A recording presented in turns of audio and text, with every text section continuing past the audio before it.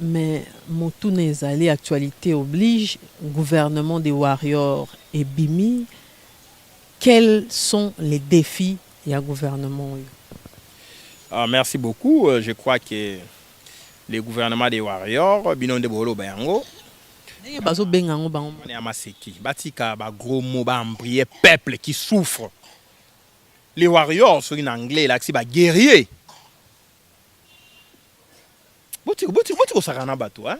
Et puis, on a suspecté Sama.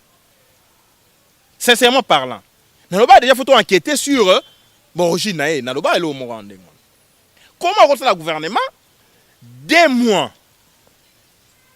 2 mois pour préparer le gouvernement. Pour y présenter Bisso que les Rwandais. Yo mon Rwandais.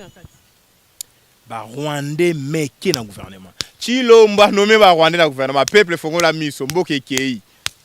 Même la base a idée personne non. Même papa Tshisekedi va coûter na Mobutu. Mobutu a simbi a bien autant moi non ça na Congo. C'est pas possible. 2 mois pour remettre ce gouvernement, rien que na Grand Kivu. Suivez-moi très bien. Rien que na Grand Kivu, 13 ministres. 13. Na 13 ministres na Grand Kivu. 6 Rwandais. Banya Rwanda. Autant il y a pas mapping. Au moins, on a une armée patriotique rwandaise. À côté AFDEL. AFDEL, FRDC. RCD. RCD, FRDC. Bah bombarder. Pouf, ministre d'État. N'a pas mapping. Au Talibo, c'est pas possible. Oyo Tatana a créé un concept de Banyamulenge. Vers les années 70. Bah, il manipulait un étudiant là à salité fausse thèse. Que les Banyamulenge sont les Tutsis congolais. Na 76, il va créer un néologisme, Banyamulenge. Moi, nanae, fils aîné, va bombarder ministre. Pouf! Alexis Gisaro.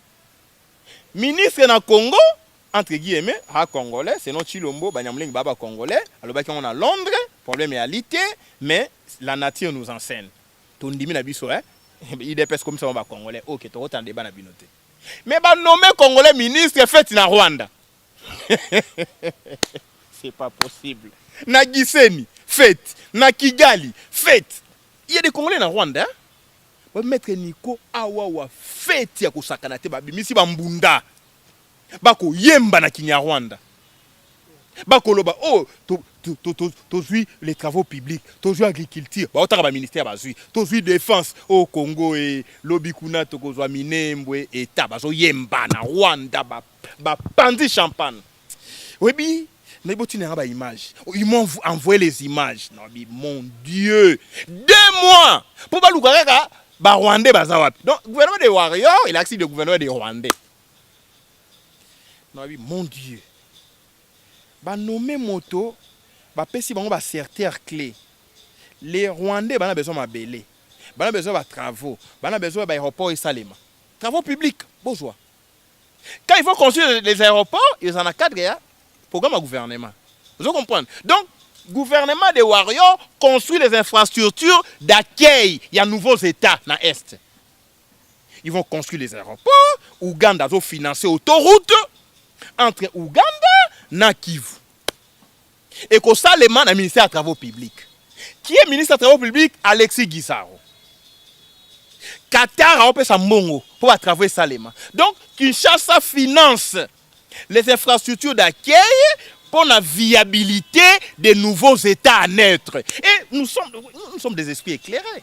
Et nous sommes là, vous avez les gens à Kinshasa qui applaudissent le gouvernement Sama. C'est le gouvernement par lequel le mal va arriver. Parce que comme la phase à Souka, avant de créer les États, il faut avoir les infrastructures d'accueil, les aéroports, les ports, les hôpitaux, les universités, les routes. Ce sont les travaux publics, non? Et les infrastructures. Bosi bopesi nani? Bopesi mutoyo ndekona mwasi amenasaki Denis Mukwege de mort. Et nous sommes là, bobi gouvernement des Warriors, mais en réalité, Warriors, il a acquis guerrier. Les guerriers, pris dans un sens assez stéréotypé, je dirais même dans un sens figuré, Et là, ici, gouvernement réellement des guerriers, mais ces guerriers sont les Banyarwanda. Pour Nayo, ils travailleront pour l'intérêt du Rwanda. Balobi, il y a ce qu'on appelle la communication politique et la communication des guerres, la communication des masses. Donc, Sama ne s'adresse pas à la Congolais. Tant que le gouvernement des warriors, le gouvernement des guerriers, les guerriers sont les Banyarwanda. Zolanda. Boya bo bunda bo samabela Congo. C'est un code. Oh, Sama pesi Kagame apesi Museveni, gouvernement ya guerre. Warrior ut na mo guerre. Hein? La guerre, war. En anglais, non, war. Et ut na guerre. Donc, prochaine guerre, c'est guerre à Minembwe. Guerre à balkanisation au Congo. On met un gouvernement où il perd des guerres. Au profit, il y a des warriors. Les warriors sont les Banyarwanda, sont les Tutsis. Oh, bah, côté une armée, bah, côté un gouvernement, côté un parlement. Donc, en réalité, les codes de Pesami, il faut pas bundisa Congo et Katana. Et ça, malobi yango. Yo, bino ba intellectuel, bozo kamwa ngwelenge warrior. Mais en réalité, il y a li bitumba contre unité à Congo. Voilà pourquoi, bah, zui bateau, bah, qui na armée patriotique rwandaise, bah, pèse on a axe à défense. Est-ce que vous comprenez? Maintenant, bah, vous avez intérêt à Congo. Yo pe journaliste intellectuel innocent qui est tié gouvernement des warriors. Et on est bah gouvernement eko bomabiso. Mais on se là. Gouvernement eko kata Congo. Ah on se là na lolendo nyonso. Alors ka moi ngwelengi warrior. En réalité, bitumba contre les Congo. Ça énerve. Et Sama malin qu'il est, il vous a eu. Il vous a eu. Imaginez-vous un seul instant. Gouvernement des warriors. Bosali gouvernement. Tant que na parlement, kangelo on a fait lelo. Ceux qui ba député ba eu conscience. Parce que mon travail, c'est aussi de sensibiliser les Congolais normaux partout.